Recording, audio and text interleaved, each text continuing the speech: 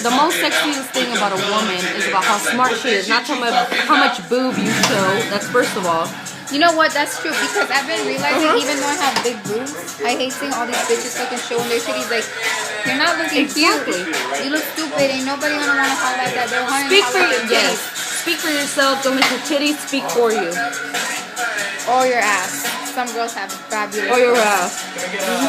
Or your ass. Got it? What else? What should we talk about? I like to drink a lot. I love alcohol. Alcohol is my friend. What Is it about your friend too? What about that article that we read earlier about some chick beating up her man? She fucked up her man because she caught him cheating, trying to leave. Yeah. Honestly, if I were any crazier and I knew I wouldn't ever get caught, I'd be pulling that kind of shit out. Ain't nobody fucking with me like that. Why? You know what? I lied. Someone already did, and I let it.